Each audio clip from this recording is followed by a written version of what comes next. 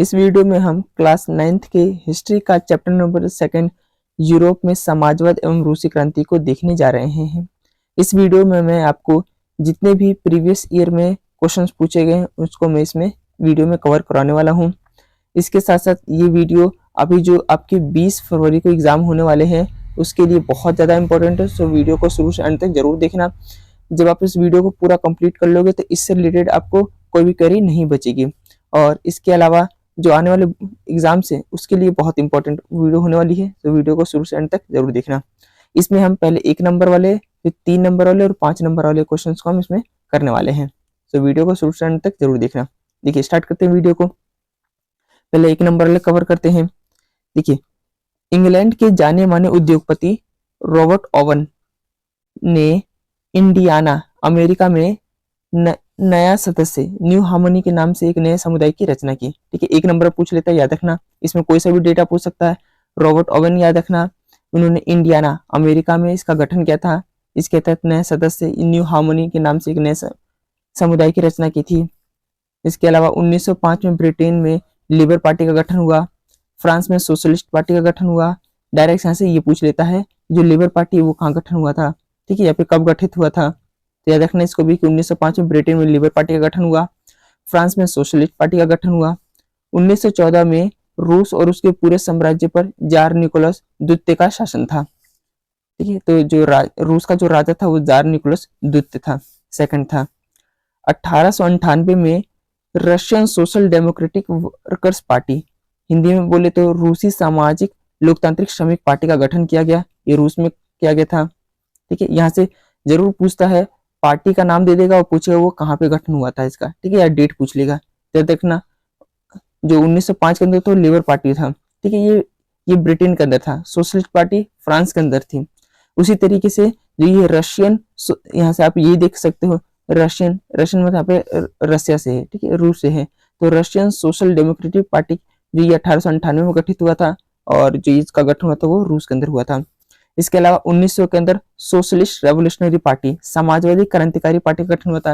ये भी रूस के अंदर हुआ था। इसके अलावा अगला है समाजवादी पार्टी सांगठनिक रणनीति के मुद्दे पर 2 भागों में बट गई। ठीक है, स्टार्टिंग के अंदर जो समाजवादी पार्टी आई थी वो समाजवाद के ही नाम से आई थी, लेकिन फिर टाइम बीतने के साथ साथ इस जो ये पार्टी है ये सांगठनिक रणनीति मतलब सदस्य, जो पार्टी के जो सदस्य संख्या होगी या जो पार्टी किस प्रकार से चलेगी, इस विचार पे लेकर जो ये समाजवादी पार्टी 2 भागों में बट जाती है। ठीक है, जो पहली है उसे कहते हैं हम बोल्शेविक। अब जो बोल्शेविक है इनका जो नेतृत्व है वो व्लादिमीर लेनिन इनका नेतृत्व कर रहे थे। ठीक है, शॉर्ट फॉर्म इनका लेनिन से याद रख सकते हो कि लेनिन इनका नेतृत्व कर रहे थे।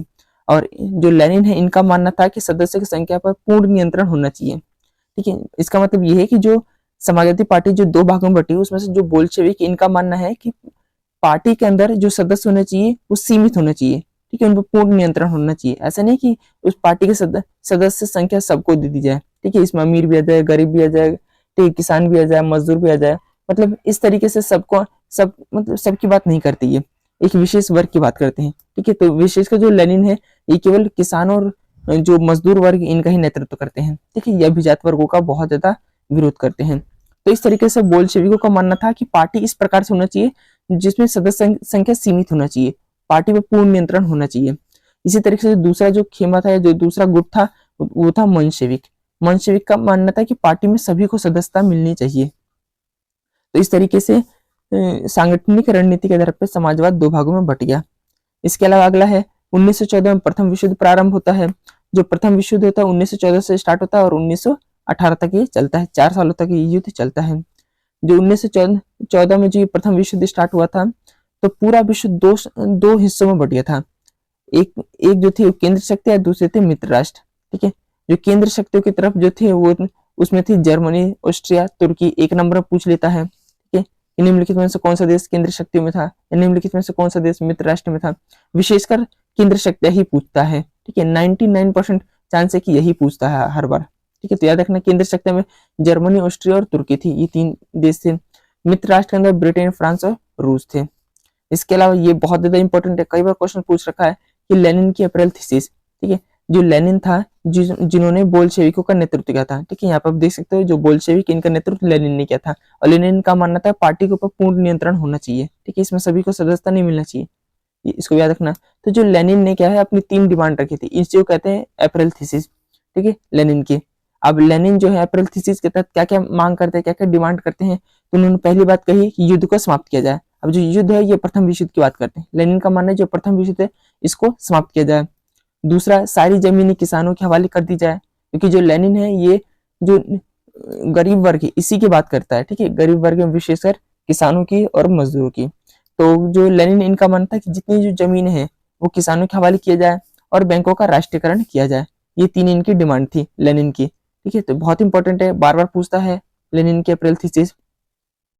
इसके अलावा अगला है जो नियोजित अर्थव्यवस्था, इसकी शुरुआत स्टालिन ने किया था। ठीक है, 1 नंबर में ये भी पूछ लेता है। तो इस तरीके से इस चैप्टर से 1 नंबर वाले, इससे बाहर और कोई क्वेश्चन नहीं बनता इस चैप्टर से अपने, तो इसको ध्यान रखना। इसके अलावा आगे हम देखते हैं इसमें। ठीक है, जितने भी 2, 3 या 5 नंबर के आते हैं उनको हम इसमें देखने वाले हैं। देखिए, जो क्वेश्चन है वो आता है कि यूरोप में औद्योगिकरण के कारण किस प्रकार से सामाजिक एवं आर्थिक बदलाव देखने को मिलता है। मतलब जब यूरोप के अंदर जब औद्योगिकरण आया तो उससे उसका प्रभाव समाज पे और आर्थिक चीजों पे किस प्रकार से देखने को मिलता है। देखिए, इसका आंसर आप किस प्रकार से लिख सकते हो। तो जब यूरोप के अंदर औद्योगिकरण आया तो इससे नए नए शहर बसने लगे। इसके अलावा यूरोप में रेलवे लाइनों का विस्तार हुआ। ठीक है, जब देश के अंदर, जब पूरे यूरोप के अंदर औद्योगिकरण का विस्तार होने लगा तो इससे शहर बसने लगे, क्योंकि मुख्यतः जो उद्योग है वो शहरों में ही स्थापित हो रहे थे। तो इस प्रकार से जहां जहां उद्योग लगते गए वहां शहर बसते गए। इसके अलावा अब जहां उद्योग लगता है उत्पादन बहुत ज्यादा होता है। अब उत्पादन को एक स्थान से दूसरे स्थान पर अगर ले जाना है तो इस तरीके से जो रेलवे लाइन है ये एक अच्छा साधन है, क्योंकि जो रेलवे लाइन है ये लंबी दूरी के लिए, ठीक है, कम लागत में और ज्यादा सामान एक स्थान से दूसरे स्थान पहुंचाने में बहुत ज्यादा लाभकारी है। तो इस तरीके से जो रेलवे लाइनों का विस्तार है इसमें विस्तार हुआ। ठीक है, इसका विकास हुआ। इसके अलावा औरतें, आदमी और बच्चों को उद्योगों में काम करने पर मजबूर होने लगे। ठीक है, क्योंकि जो खेती था उसमें उनको रोजगार नहीं मिलता था, बेरोजगारी बड़े पैमाने पे थी, तो इनको मजबूरी में फैक्ट्री में काम करना पड़ने लगा। इसके अलावा औद्योगिकरण के कारण यूरोप में बेरोजगारी बड़े पैमाने पर एक समस्या बन गई थी, क्योंकि पहले क्या होता था जब उद्योग नहीं था तो जो हाथ से बनने वाली चीजें थी, जैसे मान लेते हैं कपड़ा बनाना है, तो जो कपड़ा बनता था हाथ से उसमें कई लोगों को रोजगार मिलता था। लेकिन अब क्या है, अब अगर जे उद्योग आ चुका है तो इससे जो हाथ से बनने वाले जो कपड़े हैं ये बहुत महंगे होते थे और बहुत ज्यादा टाइम लेते थे। तो इस तरीके से क्या, और जो उद्योगों में बनने वाले जो कपड़े हैं वो बहुत सस्ते होते थे। ठीक है, तो इस तरीके से लोग उद्योगों से बनने वाली जो चीजें इनका यूज करने लगे। तो इस प्रकार से जब उद्योग आया तब यूरोप के अंदर भी बेरोजगारी बड़े पैमाने पे एक समस्या बन गई। तो इस प्रकार से देखने को ये चीजें मिलती हैं। इसके अलावा अगला जो पॉइंट है वो है कि शहरों में भीड़ बढ़ने लगी और जो बुनियादी चीजें इनका अभाव हो गया। तो इस तरीके से आप इसका आंसर लिख सकते हो कि जब औद्योगिकरण आया तो किस प्रकार से समाज के ऊपर और एक आर्थिक बदलाव देखने को मिलता है। ये लास्ट ईयर क्वेश्चन पूछा गया है, याद रखना इसको। इसके अलावा अगला है, इस पे एक पूछा, जो अगला क्वेश्चन है वो पूछ रहा है कि समाजवाद पे एक संक्षिप्त टिप्पणी करना है। ठीक है, समाजवाद के बारे में कुछ लिखना है। तो इस प्रकार से ये कुछ टिप्पणियां करने को भी आता है क्वेश्चन, इसको भी याद रखना। ठीक है, तो देखो समाजवाद के बारे में देखते हैं। तो समाजवाद जो है विचारधारा है। ठीक है, और जो समाजवाद एक ऐसी विचारधारा है वो जो गरीब लोगों की बात करता है समाजवाद। ठीक है, ये हमेशा जो पूंजीपति वर्ग है इनका विरोध करता है, इनके विशेषाधिकारों का विरोध करता है। तो समाजवाद केवल मजदूरों और जो गरीब वर्ग है, ठीक है, जो जैसे किसान हो गए, तो इनकी बात करता है ये समाजवाद। तो देखिए इस कार्य में आप क्या लिख सकते हो।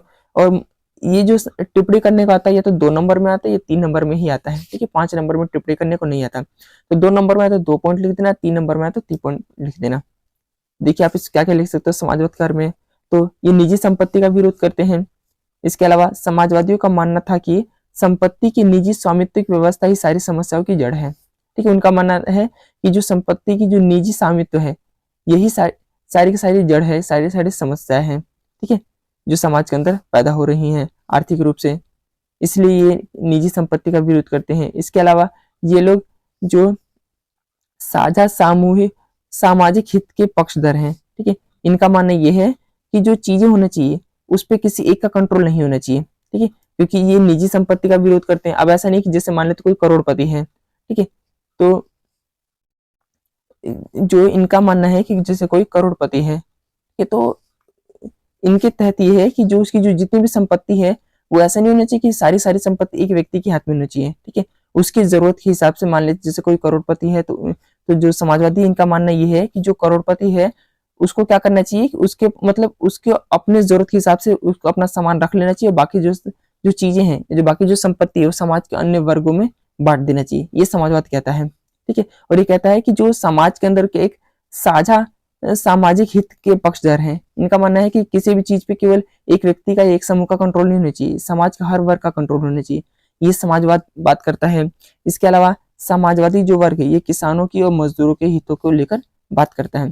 तो इस तरीके से समाजवाद पर टिप्पणी करने का आएगा तो कोई भी 2 या 3 पॉइंट आप इस पे लिख सकते हो, जिस प्रकार से जितने नंबर में ये आए। इसके अलावा अगला आता है उदारवाद पर टिप्पणी करने का आता है, उदारवाद क्या मतलब हो। तो देखिए उदारवाद की बात करें तो उदारवाद जो है ये वंशवादी शासकों का पूरी तरीके से विरोध करता है, ठीक है। जो राजा का बेटा राजा, राजा का बेटा राजा, राजा का बेटा राजा, तो इस प्रकार का जो शासन व्यवस्था है इसका पूरी तरीके से विरोध करते हैं उदारवादी लोग। इसके अलावा ऐसी सरकार की कल्पना करते हैं जो जनता द्वारा निर्वाचित हो, ठीक है। जैसे वर्तमान में लोकतंत्र में जनता चुनती है सरकार को, उस प्रकार की शासन व्यवस्था की बात करते हैं ये उदारवादी वर्ग है। इसके अलावा संविधान तथा समानता की बात करते हैं और उदारवादी समानता के लिए केवल अमीर पक्ष की ही बात करते हैं, ठीक है। मतलब ये लोकतांत्रिक मूल्यों की बात करते हैं उदारवाद, लेकिन केवल अमीर वर्गों के लिए, ठीक है। जिनके पास संपत्ति है उनकी बात करते हैं। मतलब उदारवाद लोकतंत्र की बात करते हैं लेकिन केवल अमीर वर्ग के बारे में, ठीक है। उदारवाद गरीब वर्गों को इसमें शामिल नहीं करते हैं, ये भी याद रखना है। इसके अलावा अगला आता है रेडिकल। जो रेडिकल है विचारधारा है इस पर संक्षिप्त टिप्पणी करने को आता है। तो इस कार्य में देख लीजिए कि जो रेडिकल वर्ग है ये ऐसी सरकार के पक्ष में थे जो देश की आबादी के बहुमत के समर्थन पर आधारित हो, ठीक है। रेडिकल जो वर्ग है इनका मानना है कि जो देश में शासन व्यवस्था उसी वर्ग का होना चाहिए जो देश के अंदर बहुसंख्यक हो, ठीक है। ये बहुसंख्यक वर्गों की बात करते हैं। इसके अलावा ये महिलाओं को वोट देने के अधिकार के भी समर्थन करते हैं, ठीक है। इनके पक्ष में है कि महिलाओं को वोट देने का अधिकार दिया जाए। इसके अलावा ये अभिजात वर्गों के विशेष अधिकारों का विरोध करते हैं। तो इस तरीके से तीन नंबर में ही आता है, 3 पॉइंट आप लिख सकते हो, काफी इसके लिए। अगला जो है क्वेश्चन वो है कि 1870 के दशक तक आते आते समाजवादी विचारधारा पूरे यूरोप में फैल चुका था, ठीक है। एक स्टेटमेंट है और इस स्टेटमेंट को हमें सही साबित करना है, कथन के पक्ष में हमें तर्क देना है, ठीक है। तो देखिए क्वेश्चन पूछ रखा है 1870 के दशक तक आते थे समाजवादी विचारधारा पूरे यूरोप में फैल चुका, हमें बताना है कि आखिर इसके पीछे का रीजन क्या था, कौन कौन से ऐसे रीजन थे जिसके कारण जो समाजवादी विचारधारा है वो पूरे यूरोप के अंदर फैल जाते हैं। देखिए इसमें आप लिख सकते हो, तो देखिए इसमें आप इस प्रकार से लिख सकते हो कि जो समाजवादी जो वर्ग है, ठीक है, जो समाजवादी जो लोग हैं ये निजी संपत्ति का विरोध करते थे, किसानों और मजदूरों की बात करते थे और सामूहिक साझा हितों की बात करते थे, ठीक है। इसके तहत किया जो सामान है, जो चीजें हैं, जो संपत्ति है वो एक वर्ग का ना होकर समाज के हर वर्ग का होना चाहिए, ठीक है।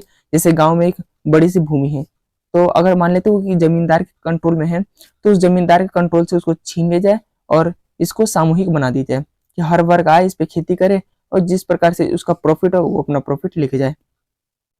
तो इस तरीके से ये रीजन रहते हैं जिसके कारण 1870 के दशक तक आते आते जो समाजवादी विचारधारा वो पूरे यूरोप में फैल जाता है, क्योंकि इस टाइम पीरियड पे जो यूरोप के अंदर भी बहुत बड़े स्तर पे उद्योगीकरण आया नहीं है, ठीक है। तो मुख्यतः यहाँ पे किसान ही है, ठीक है, और शहरों में मजदूर वर्ग ही है। तो इस तरीके से ये रीजन रहता है कि जो किसानों और मजदूरों की बात करते हैं, निजी संपत्ति का विरोध करते हैं, सामूहिक साझा हितों की बात करते हैं, जिसके कारण जो गरीब वर्ग है, ठीक है, जो किसान है, जो मजदूर है, वो समाजवाद को लेकर इस विचारधारा से प्रभावित होता है और इस प्रकार से देखने को मिलता है कि जो यूरोप में समाजवाद का जो ये विचारधारा है ये फैलती है। इसके अलावा जो अगला क्वेश्चन है वो आता है कि रूस के सामाजिक, आर्थिक और राजनीतिक हालत 1905 से पहले कैसे थे। बहुत इंपॉर्टेंट है, बहुत बार पूछ रखा है, ठीक है। तो हमें एक एक करके देखना है। देखिए 1905 से पहले कंडीशन सारी बतानी है। तो देखिए रूस की हमें आर्थिक स्थिति के बारे में पढ़ते हैं कि 1905 से पहले रूस आर्थिक स्थिति कैसी थी। तो रूस में बहुत बड़ी आबादी खेती पर निर्भर थी, क्योंकि इस टाइम पीरियड तक रूस के अंदर क्या है अभी उद्योगीकरण आया नहीं है, ठीक है, अब जाके स्टार्टिंग होती है। इसके अलावा उद्योग बहुत कम थे। 1890 के दशक के बाद से रूस में रेलवे का विस्तार प्रारंभ हुआ और ज्यादातर उद्योग पूंजीपतियों की निजी संपत्ति हुआ करती थी यहाँ पे। इसके अलावा बेरोजगारी बड़े पैमाने पे थी। तो ये तो आर्थिक बात रही। अब सामाजिक स्थिति देखें कि समाज की स्थिति कैसी थी। तो सामाजिक स्तर पर जो मजदूर है वो बटे हुए थे। मजदूरों के बीच योग्यता और दक्षता में भी बहुत ज्यादा फर्क था। मजदूरों के बीच उनके पहनावे और व्यवहार में भी काफी फर्क दिखाई देता है। और महिला और बच्चों को फैक्ट्री में काम करना पड़ता था। ये सामाजिक स्थिति थी रूस की। इसके अलावा राजनीतिक स्थिति की बात करें तो रूस में निरंकुश शासन था, मतलब राजा का शासन था। सभी प्रकार की जो राजनीतिक पार्टियां थी वो गैर कानूनी थी, वो बैन थी। और सारी शक्तियां राजा में ही निहित होती थी, सारी पावर जो है राजा के पास ही हुआ करती थी। तो इस प्रकार से हमने रूस की सामाजिक, आर्थिक और राजनीतिक स्थिति को हमने देखा 1905 से पहले। याद रखना, बहुत बार पूछ रखा है, 5 नंबर में आता है, बहुत इंपॉर्टेंट है। अगला जो है और मोस्ट इंपॉर्टेंट है कि 1905 में रूसी क्रांति पर हमें संक्षिप्त टिप्पणी लिखना है। सॉरी, 1905 के अंदर जो क्रांति हुई थी उसमें हमें ये एक टिप्पणी लिखना है 1905 की क्रांति पे। ठीक है, ये आता है 1905 की क्रांति पे संक्षिप्त टिप्पणी, इसे भी लिखने को आता है। तो देखिए आखिर 1905 की क्रांति थी क्या। तो 1904 के अंदर असेंबली ऑफ रशियन वर्कर्स, रूसी श्रमिक सभा, ठीक है, एक ये पार्टी थी। तो इसके 4 सदस्य को प्यूटिलोवा आयरन वर्कर्स, ये फैक्ट्री का नाम है, ठीक है, यहाँ से इनकी नौकरियों से हटा दिया जाता है। मतलब एक पार्टी है असेंबली ऑफ रशियन वर्कर्स। इनके जो 4 सदस्य थे वो इसमें काम करते थे, प्यूटिलोव आयरन वर्कर्स में। तो इनको क्या होता है, इनको नौकरी से हटा दिया जाता है। अब इसके विरोध में 1000 से अधिक श्रमिकों ने आंदोलन किया और अपनी कुछ डिमांड्स रखी, जिसमें उन्होंने कहा कि जो काम के घंटे हैं उसको घटाकर 8 घंटे किया जाए। इसका मतलब इससे पहले जो थे वो 12 घंटे, 14 घंटे, 15 घंटे तक काम करना पड़ता था मजदूरों को। तो उनकी डिमांड थी कि अब जो काम के घंटे वो 8 घंटे किए जाए, वेतन जो है सैलरी उसमें वृद्धि की जाए और कार्य स्थिति में सुधार किया जाए। तो इस प्रकार से इनकी कुछ डिमांडें थी। और जो जब क्या है, किसान जो है, सॉरी, जो मजदूर वर्ग है, इन डिमांड को लेकर विंटर प्लेस पहुंचता है। ठीक है, विंटर प्लेस वो जगह थी जहां राजा रहता था। ठीक है, जो जार निकोलस जो सेकंड था उसका पैलेस था, ठीक है, जिसमें वो रहता था। तो जब वो लोग विंटर पैलेस के पास पहुंचे तो पुलिस ने क्या किया, उन पे हमला कर दिया और इस घटना में 100 से ज्यादा लोग मारे गए और 300 से ज्यादा लोग घायल हो गए। इसी को कहते हैं 1905 की क्रांति, जो रूस के अंदर होती है। बहुत इंपॉर्टेंट है, कई बार पूछ रखा है, आने वाले एग्जाम से उनके लिए भी इंपॉर्टेंट है। अगला है प्रथम विश्व युद्ध का रूसी अर्थव्यवस्था पर प्रभाव, कई बार पूछ रखा है। ठीक है, बहुत ईजी आसान है, याद रखना इसको भी। ठीक है, छोटे छोटे इस प्रकार से मैंने पॉइंट बना रखे हैं ताकि क्या है, आपको बहुत ज्यादा मेहनत ना करना पड़े। देखिए, अब प्रथम विश्व युद्ध होता है तो इससे रूस की अर्थव्यवस्था पे क्या प्रभाव पड़ता है। तो जो उद्योग है वो बंद होने लगे। ठीक है, एक तो उद्योग पे मतलब 1890 के दशक से स्टार्ट हो जाता है, 1890 के दशक से स्टार्ट होता है रूस के अंदर जो निवेश है, जो औद्योगिकरण है, ये बढ़ता है। लेकिन 1914 से ही जब प्रथम विश्व युद्ध स्टार्ट हो जाता है तो इस प्रकार से रूस को बहुत ज्यादा इसमें नुकसान होता है। ठीक है, क्योंकि अभी बहुत ज्यादा रूस आर्थिक रूप से मजबूत हुआ नहीं है और उसके बावजूद रूस जो है वो प्रथम विश्व युद्ध में शामिल हो जाता है। तो इससे उसकी अर्थव्यवस्था पर जो प्रभाव पड़ता है उसको हमें इसमें देखना है। देखिए, पहला है कि जो उद्योग धंधे हैं ये सब यहाँ पे बंद होने लगे। बाहर से आने वाले जो विदेशी निवेश है ये भी बंद हो गया। 1916 तक रेलवे लाइनें टूटने लगी। एक तो रेलवे लाइन वैसे ही कम थी, लेकिन प्रथम विश्व युद्ध के कारण ये भी खराब होने लगी। देश में मजदूरों की कमी हो गई। मजदूरों की कमी का मतलब ये है कि जो जनता है, ठीक है, जो देश के जो युवा वर्ग था उसको तो युद्ध में झोंक दिया गया, तो युद्ध में मारे गए। तो इस प्रकार से देश के अंदर मजदूरों की कमी हो गई और शहरों में रहने वाले लोगों के लिए रोजी रोटी और आटे की कमी होने लगी, क्योंकि जो मुख्यतः जितने भी जो खाद्य पदार्थ थे ये सेना के लिए बॉर्डर पे जाने लगे। तो इस तरीके से जो शहरों में रहने वाले जो लोग हैं उनके लिए ये मतलब रोजी रोटी की एक बहुत बड़ी समस्या उत्पन्न हो गई। तो ये रूस की अर्थव्यवस्था पर कुछ प्रभाव रहा है।